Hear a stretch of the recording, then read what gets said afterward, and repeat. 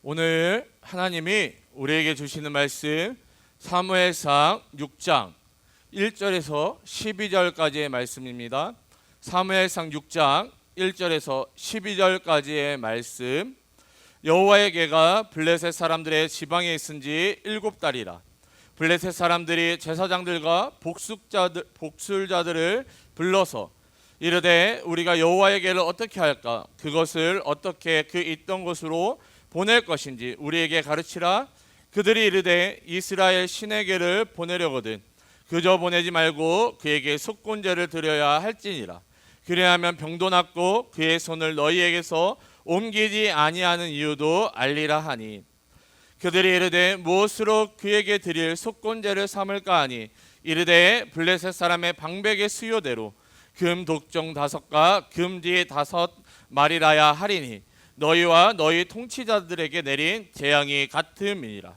그러므로 너희는 너희의 독한 종기의 형상과 땅을 해롭게 하는 쥐의 형상을 만들어 이스라엘 신께 영광을 돌리라. 그가 혹 그의 손을 너희와 너희의 신들과 너희 땅에서 가볍게 하실까 하노라. 애굽인과 바로가 그들의 마음을 완약하게 한 것 같이 어찌하여 너희가 너희의 마음을 완약하게 하겠느냐. 그가 그들 중에서 재앙을 내린 후에 그들이 백성을 가게 함으로 백성이 떠나지 아니하였느냐. 그러므로 새 수레를 하나 만들고 멍에를 메어보지 아니한 젖 나는 소 2마리를 끌어다가 소에 수레를 메우고 그 송아지들은 떼어 집으로 돌려보냈고 여호와의 궤를 가져다가 수레에 싣고 속건제로 드릴 금으로 만든 물건들은 상자에 담아 궤 곁에 두고 그것을 보내어 가게 하고, 보고 있다가 만일 궤가 그 본 지역길로 올라가서 벳세메스로 가면 이 재앙은 그가 우리에게 내린 것이요 그렇지 아니하면 우리를 친 것이 그의 손이 아니요 우연히 당한 것인 줄 알리라 하니라. 그 사람들이 그같이 하여 젖 나는 소들을 끌어다가 수레를 메우고 송아지들은 집에 가두고 여호와의 궤와 및 금지와 그들의 독종의 형상을 담은 수레 상자를 수레 위에 실으니 암소가 벳세메스 길로 바로 행하여 대로로 가며 갈 때에 울고 좌우로 치우치지 아니하였고 블레셋 방백들은 벳세메스 경계선까지 따라가니라. 아멘. 할렐루야. 오늘도 하나님께서 주시는 말씀을 깨달음으로 하루를 시작하는 우리 모두가 되시기를 주님의 이름으로 축복합니다. 또한 말씀을 붙잡고 오늘 하루를 살아갈 때에 하나님께서 동행하여 주시는 은혜가 있기를 소망합니다. 오늘 본문은 드디어 잃어버린 이 여호와의 궤가 이스라엘 가운데 돌아오는 장면이 나타나 있습니다. 먼저 우리는 이 사무엘상 4장부터 나와 있는 이 내용들을 다시 살펴본 후에 오늘 본문을 살펴보도록 하겠습니다. 이 사무엘상 1장부터 3장까지는 이 하나님께서 이 사무엘을 준비시키시고 하나님의 말씀을 맡은 선지자이자 또한 이 마지막 사사로 부르시는 장면이 나타나고 있습니다. 자, 그리고 나서 갑자기 이 여호와의 궤에 대한 내용이 4장부터 6장까지 등장하고 있습니다. 이것은 의도적으로 이 본문의 내용을 배치한 것입니다. 왜냐하면 이 마지막 사사기 시대를 살고 있었던 이스라엘 백성들이 이 하나님에 대한 인식이 어떠했는지를 보여주기 위함인 것이죠. 사사기 시대는 이 하나님의 말씀이 끊어진 시대입니다. 그렇기 때문에 자기 소견에 옳은 대로 행동했던 시대였다라는 것이죠. 자, 그런데 이들이 넘지 말아야 할 섬까지 넘어버린 것입니다. 다시 말해 이 하나님에 대해서도 자기 소견에 옳은 대로 자신들이 원하는 이 하나님으로 만들어 버린 것이죠. 다시 말해야 이 하나님을 우상화시켜 버린 것입니다. 그렇기 때문에 이 사무엘상 이 4장에서는 이 블레셋과의 전쟁에서 이 여호와의 궤를 부적처럼 인식하여 이 앞세워 전쟁을 하게 되죠. 그러나 이 여호와의 궤를 앞세웠음에도 불구하고 큰 패배를 당하게 되고 3만 명이나 되는 사람이 죽게 된 것입니다. 더욱이 제사장이었던 이 홈리와 비느하스도 죽임을 당하게 되며 심지어는 이 여호와의 궤까지도 블레셋에게 빼앗기게 됩니다. 그리하여 이가봇, 하나님의 영광이 이스라엘을 떠났다라는 탄식이 터져 나왔던 것이죠. 이 하나님을 단지 부적처럼 인식하여 하나님의 이름을 망령되이 일컬을 때에는 이 하나님의 능력과 영광이 나타나지 않았던 것입니다. 하나님께서 이 그들 가운데 떠나 버리신 것이죠. 그러나 하나님께서는 자기 자신을 나타내시고 드러내십니다. 여호와의 궤가 이 블레셋의 대표적인 도시들을 돌아다니면서 이 그 도시들이 섬기던 우상을 완전히 진멸해 버리신 것입니다. 하나님이 하나님 되심을 스스로 증거하신 것이죠. 하나님이 하나님 되심을 인정할 때 하나님께서는 스스로를 위해 일하시고 역사하십니다. 우리는 그저 하나님이 하나님이심을 인정하고 고백하며 믿기만 하면 되는 것이죠. 자, 이것들을 기억하시면서 이 오늘 본문을 살펴보도록 하겠습니다. 오늘 본문 1절을 읽어보면요, 여호와의 궤가 블레셋 사람들의 지방에 있은 지 7달이라 라고 말씀하고 있습니다. 이 블레셋 사람들이 여호와의 궤를 빼앗아 갔지만 하나님께서 자기 자신을 나타내심으로 말미암아 이 여호와의 궤를 두려워했던 것입니다. 이 여호와의 궤를 무서워하고 두려워한 이 블레셋 사람들은 이 여호와의 궤를 지방에 두었다라고 기록하고 있는 것이죠. 그런데 이 여호와의 궤를 둔 지방은 어떠한 장소를 의미하는 것이 아니라 이 지방이라는 의미는 들판 또는 이 밭을 의미하는 단어입니다. 다시 말해 이 여호와의 궤로 말미암아 이 독종과 재앙으로 말미암아 이 사람들이 살고 있었던 이 도시들에 이 여호와의 궤를 놓았던 것이 아니라 사람들이 전혀 살고 있지 않는 빈들 또는 이 빈 밭 가운데 이 여호와의 궤를 방치했던 것입니다. 그것도 7개월 동안이나 방치를 했던 것이죠. 여러분, 이 7개월을 방치했다는 것은 블레셋 사람들이 여호와의 궤를 완전히 방치했음을 의미하는 것입니다. 왜냐하면 성경에서 7이라는 숫자는 완전수를 의미하기 때문이죠. 아무튼 이 완전히 여호와의 궤를 방치했던 이 블레셋 사람들이 이 여호와의 궤를 어떻게 처리할까? 이 제사장들과 이 블레셋의 제사장들과 복술자들이 모여 회의를 하게 됩니다. 그리고 이 여호와의 궤를 원래 있던 곳으로 돌려보내기로 결정을 하죠. 그런데 이 여호와의 궤를 돌려보낼 때에 어떻게 돌려보낼지를 고민하게 됩니다. 우리가 여기서 한 가지를 살펴보고 지나가야 되는데요. 이 고대 시대에 이 여러 민족들 가운데 이 제사법이 있었다라는 것입니다. 이 고대 시대에 그 나라마다 그 민족들마다 제사법이 있었는데 이 제사법이 서로 비슷한 형태가 많이 있었다라는 것이죠. 아마도 아직까지 문명이 발달된 것이 아니기 때문에 서로가 영향을 주고 받으며 살아갔기 때문이라고 생각을 합니다. 아무튼 이 하나님께서 이 모세오경을 통해 주신 제사법과 이 비슷한 제사법을 가진 이방 민족들이 있었다라는 것입니다. 그래서 블레셋도 이 여호와의 궤를 돌려보낼 때에 그냥 돌려보내는 것이 아니라 이 속건제를 드려 돌려보내기로 결정을 하게 되는 것이죠. 자, 그러면 이 속건제에 대해서 짧게 설명을 드리도록 하겠습니다. 이 속건제는 하나님께 바쳐진 제물이나 이 성물에 대해 율법을 알지 못하여 혹은 실수로 죄를 범하였을 때, 인간관계에서 상대방에게 해를 끼쳤을 때 그 죄를 속죄하기 위해 드리는 제사가 바로 속건제입니다. 그리고 이 속건제의 제물을 드릴 때에는 이 하나님께 드려진 물건이나 이 제물의 경우 5분의 1을 더하여 드려야 했던 것이죠.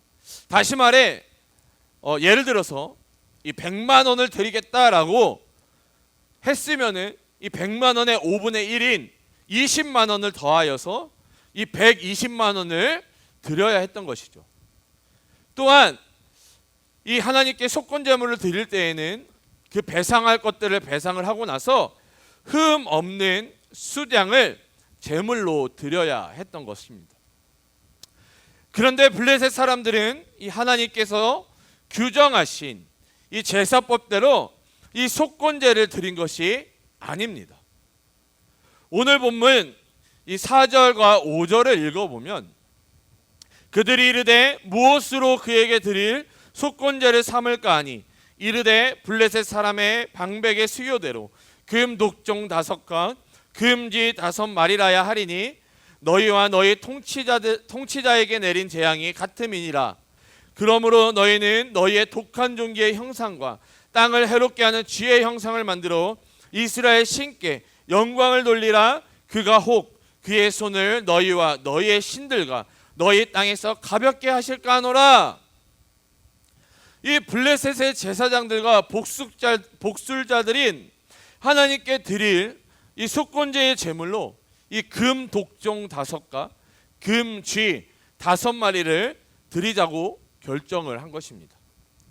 자, 우선 여기에 나타난 이 5이라는 숫자는요, 블레셋의 5 성읍을 의미하고 있습니다. 자, 그렇기 때문에 금 독종은 이 블레셋이 여호와의 계로 말미암아 받은 재앙을 또한 의미하고 있는 것입니다. 그래서 금 독종 5개라는 것은 독종의 재앙을 받은 이 5 성읍을 위해서 금 독종 5을 준비한 것이죠. 자, 그러면 이 금쥐는 왜 드렸을까요? 여러 신학자들에 의하면은 이 독종의 전염병을 퍼뜨린 그 매개체가 쥐였기 때문에 금쥐를 이 속건제의 제물로 드린 것입니다. 다시 말해서 5 성읍을 의미하는 5개의 제물을 준비하였는데, 특별히 이들이 재앙 가운데 당하였던 이 독종의 모양을 한 금 독종 5가, 이 독종의 전염병을 퍼뜨린 그 쥐, 그래서 금쥐 5개를 속건 제물로 하나님께 드리려 했던 것이죠. 그런데 여러분, 이 예배의 주체가 누구이십니까? 이 예배는 누구를 위한 것입니까? 하나님을 위한 것이죠. 그 주체가 하나님이십니다. 그런데 블레셋 사람들은 단순히 이 재앙을 피하기 위해 이 자신들의 소견에 오른 대로, 자신들의 생각대로 이 속건제물을 하나님께 드리고 있는 것입니다. 여전히 하나님에 대한 인식이 자기 자신에게 맞추어져 있음을 우리는 이들이 드리는 속건제물을 통해서 발견할 수 있는 것이죠. 근데 여러분, 우리도 이 블레셋 사람들과 별반 다르지 않다라는 것입니다. 우리가 예배를 드리는 이유가 무엇입니까? 여러분은 예배를 왜 드리십니까? 우리를 창조하시고 구원하신, 또한 우리를 자녀 삼아주신 하나님께 감사함으로 하나님을 찬양하며 영광 올려드리는 것이 바로 예배의 목적이라는 것이죠. 하나님을 영화롭게 하는 것이 예배의 목적입니다. 그런데 어느 순간부터 이 예배의 대상자가 하나님이 아니라 사람이 되어 버렸습니다. 예배의 형식과 형태가 점점 더 이 사람들을 위한 예배로 변질되어 가고 있었다라는 것이죠. 더욱이 이 말씀도 점점 변질되어 사람들이 원하고 요구하는 다시 말해 사람들의 필요에 따라 사람들이 듣기 원하는 이 말씀으로 변질되어 갔다라는 것입니다. 그렇기 때문에 어쩌면 이 시대를 살아가고 있는 우리는요, 이 사사기의 영적인 암흑기와 같이 이 시대 가운데 말씀이 제대로 선포되어지지 않는 영적인 암흑기를 우리 또한 살아가고 있는지도 모르겠습니다. 온전한 하나님의 말씀이 선포되어지는 것이 아니라 사람들을 위한, 사람들이 듣고 싶어하는 사람들의 필요에 따라 하나님의 말씀, 아니요, 사람의 말과 사람의 생각이 마치 하나님의 말씀인 것처럼 선포되고 있는지도 모르겠습니다. 우리가 회복해야 될 것은 무엇입니까? 여러분, 이 느헤미야서를 살펴보면요, 이 성벽 재건을 이룬 후에 학사 에스라가 이 하나님의 말씀을 선포합니다. 그리고 곁에 있는 이 해석자들이 선포된 말씀을 온전히 해석하여 백성들이 말씀을 온전히 깨달을 수 있도록 합니다. 하나님의 말씀이 온전히 선포되어지고, 온전히 선포되어진 그 말씀이 온전히 해석되어지고, 온전히 해석되어진 말씀으로 백성들이 깨닫게 되자, 여러분, 이 이스라엘 백성이 온전히 회복되어졌던 것입니다. 하나님의 말씀을 온전히 회복하고 하나님께서 말씀하신 대로 우리가 예배할 때에 모든 것이 회복되어질 것입니다. 예배하기 힘든 이 시대에, 하나님의 말씀을 듣기 어려운 이 시대에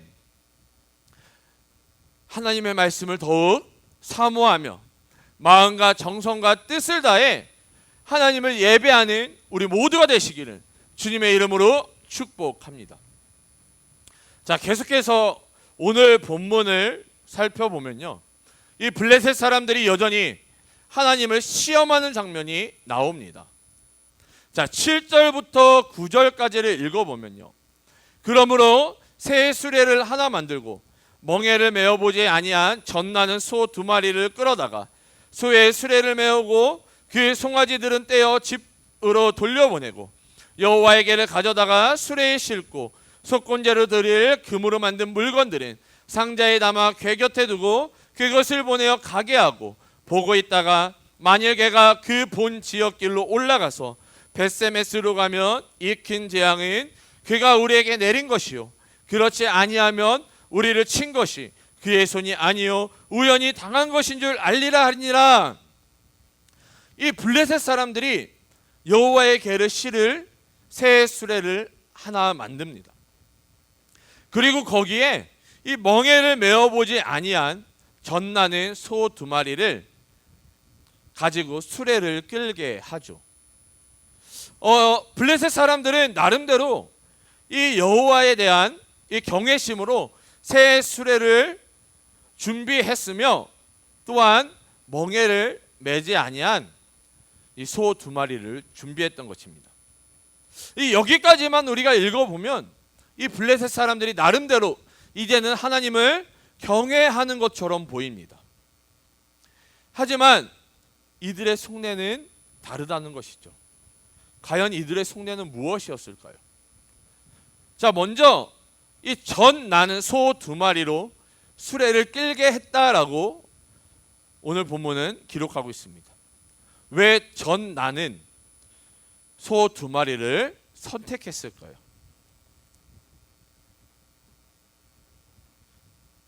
여러분, 이 젖 나는 소라는 것은 출산하지 얼마 안 되었다라는 것을 의미합니다. 다시 말해 이 새끼에게 젖을 물리는 암소였다라는 것이죠. 그리고 그 송아지는 따로 떼어 집으로 돌려보냈습니다. 자, 그러면서 이 블레셋 사람들이 한 가지 시험을 합니다.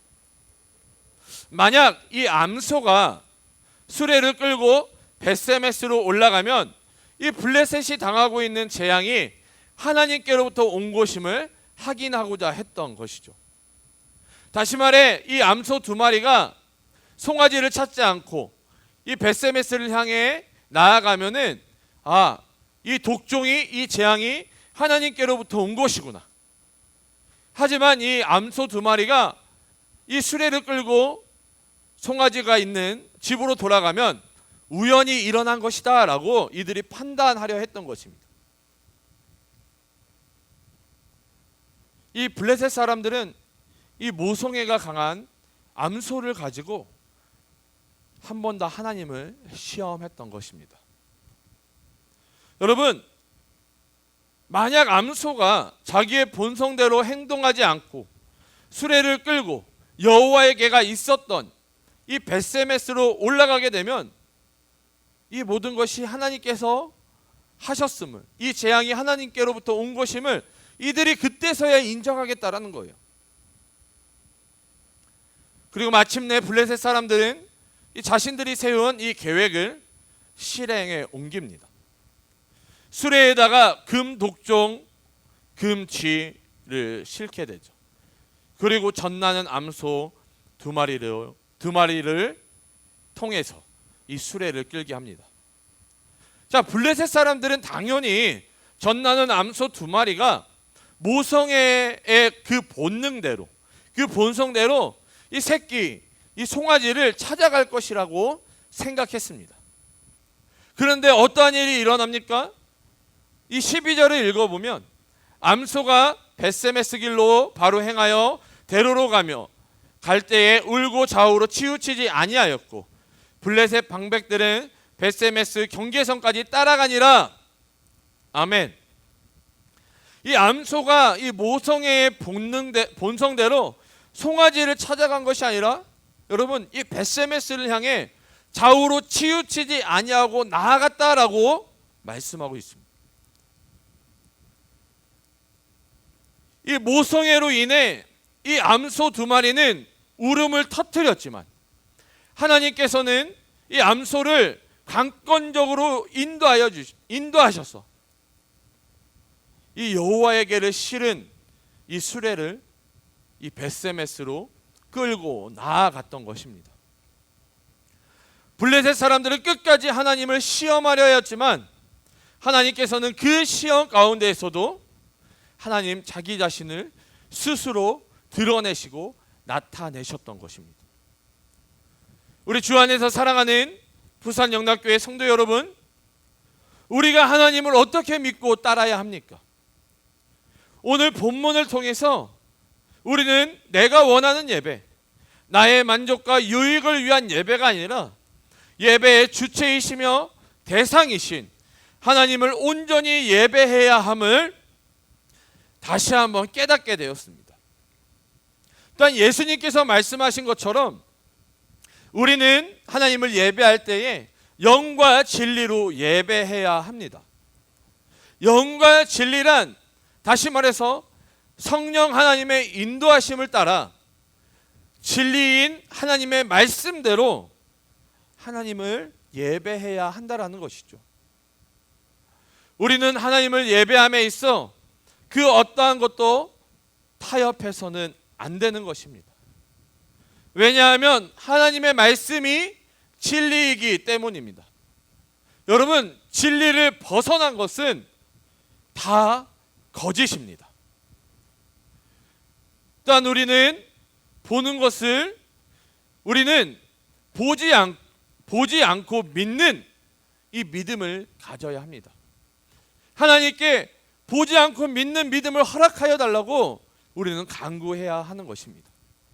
여러분, 하나님은 보이지 않으십니다. 또 하나님께서는 그 어떠한 형상으로도 우상을 만들지 말라고 하셨습니다. 그렇기 때문에 하나님을 믿는다는 것이 쉽지 않은 것입니다. 그럼에도 불구하고 하나님은 분명히 존재하십니다. 하나님께서는 자기 자신을 스스로 여전히 우리들 가운데 나타내고 계십니다. 그렇기 때문에 우리는 보지 않고 믿는 이 믿음을 소유해야 하는 것입니다. 이 코로나로 인해서 비대면으로 함께 모여 예배할 수 없기 때문에 우리의 신앙이 또한 예배가 무너질 수 있습니다. 그럼에도 불구하고 이 코람데오, 하나님 앞에 서 있는 것처럼 항상 하나님을 인정하며 하나님을 경외하며 마음과 정성과 뜻을 다해 예배하며 찬양하는 예배자의 삶을 살아가시기를 주님의 이름으로 축복합니다. 또한 하나님께서는 분명히 이 모든 상황들 가운데 자기 자신을 스스로 드러내실 것입니다. 하나님께서 계획하시고 작정하신 일들을 분명히 이루어 가실 것입니다. 하나님을 시험하는 것이 아니라 하나님을 온전히 믿고 신뢰함으로 하나님을 온전히 붙잡고 의지하는 우리 모두가 되시기를 주님의 이름으로 축복합니다. 기도하시겠습니다. 사랑과 은혜와 충만하신 주님, 너무나도 감사드립니다. 오늘도 이 아침을 깨워주시고 또한 이 아침 가운데 말씀으로 하루를 또한 시작하게 하심을 너무나도 감사드립니다. 하나님, 오늘 말씀을 통해서 하나님이 예배의 주체자이시며 예배의 대상이심을 다시 한번 우리가 고백하며 나아갑니다. 하나님, 이 코로나로 인해 예배드리기 힘들고 어려운 상황이지만 예배의 대상이 하나님이심을 우리가 다시 한번 고백함으로 말미암아 비록 영상으로 예배드리지만 우리의 마음과 정성과 뜻을 다해 온전히 하나님을 예배할 수 있는 예배자가 되어질 수 있도록 우리를 붙잡아 주시옵소서. 또한 하나님, 우리가 하나님을 시험하는 자가 되지 않게 도와주시옵소서. 보지 않고 믿는 믿음을 허락하여 주셔서 하나님이 여전히 우리와 함께하고 계시며 우리와 동행하고 계시며 하나님이 이곳 가운데 역사하고 계심을 고백하며 믿음으로 선포할 수 있는 우리들 되게 도와주시옵소서. 그리하여서 우리가 매일매일 매 순간순간마다 깨어서 하나님과 교제하며 예배하는 삶을 살아가는 우리들 되게 도와주시옵소서. 우리 귀한 성도님들, 오늘 하루 또한 살아갑니다. 오늘 하루 살아갈 때에 말씀과 기도의 삶을 놓치지 않는 삶의 현장에서 거룩한 제물 되어 하나님을 높이는 예배자의 삶을 살아가는 우리 귀한 성도님들 되어질 수 있도록 주님 붙잡아 주시옵소서. 주님께서 그렇게 우리를 인도하여 주시고 우리를 예배자로 세워주실 것들을 믿사오며 거룩하신 예수님의 이름으로 기도드립니다. 아멘.